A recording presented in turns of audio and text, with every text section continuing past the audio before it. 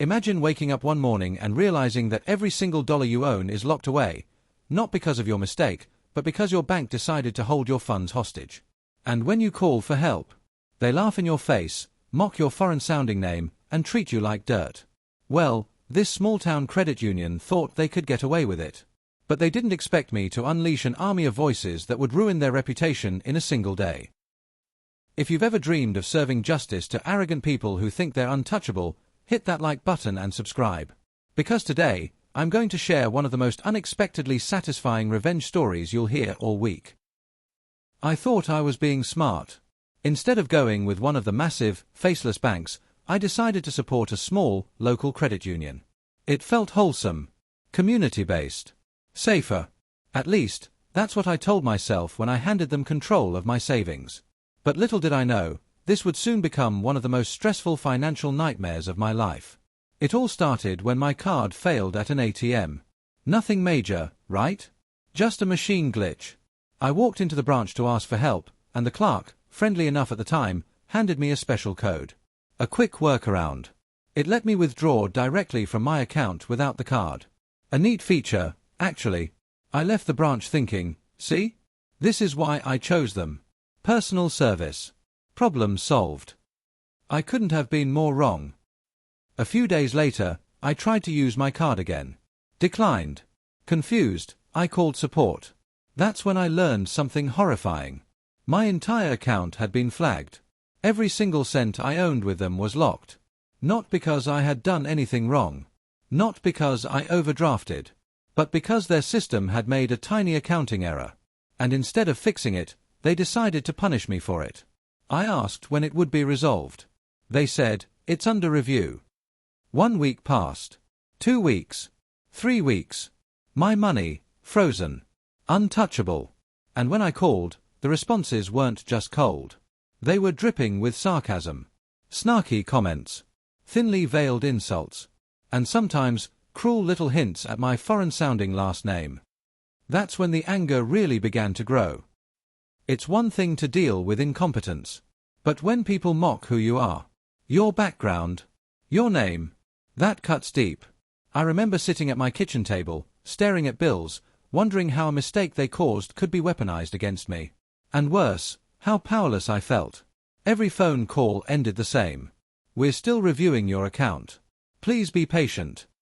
But their tone, that mocking undertone, like I was some nuisance. Something inside me snapped. I vented to my family back home. Just unloaded everything, the locked money, the disrespect, the hopelessness. That's when my younger cousin, of all people, chimed in with an idea.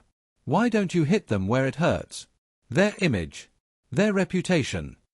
I laughed at first. What am I supposed to do? Write a Facebook post? They won't care. But then my cousin shared something shocking. A service. An online platform where you could pay people, just a few rubles at a time, to post whatever you wanted on social media. Imagine hundreds of strangers, all with American-looking accounts, all flooding a company's pages with angry complaints. It sounded insane. But also, perfect. The cost. $3. The result.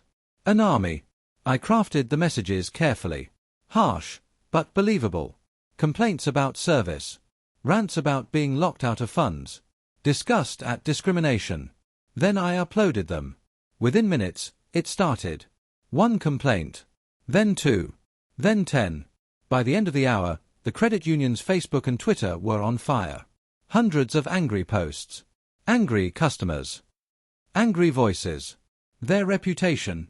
Crumbling before my eyes. And the best part. There was no way to trace it back to me. That same evening, my phone rang. It wasn't the clerk. It wasn't a support rep. It was the call center manager. Suddenly, the tone was different. Calm. Polite. Almost scared. We understand your frustration, sir. We realize you've been treated unfairly. If you'd like to close your account, we are prepared to transfer your full balance immediately. Plus, an additional $50 in compensation. It was almost laughable. 1 month of suffering.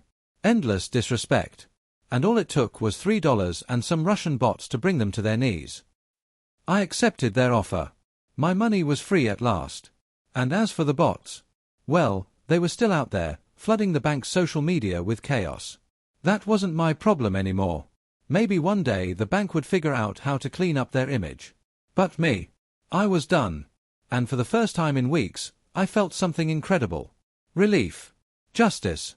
Sweet, sweet revenge. Narrator voice, slow, powerful. They locked my funds for over a month, mocked me, humiliated me. But in the end, $3 destroyed them. Their arrogance shattered. Their reputation stained. And me. I walked away with every cent I owned, plus $50 more, and the satisfaction of knowing they'll think twice before disrespecting someone with a foreign-sounding last name ever again. Karma doesn't always show up with a bang. Sometimes, it comes quietly, in the form of ordinary people refusing to be stepped on. And trust me, there's nothing more dangerous than someone who's been underestimated for too long. If this story gave you chills, smash that like button. Tell me in the comments, what's the most satisfying revenge you've ever seen? And don't forget to subscribe for more stories of justice served cold.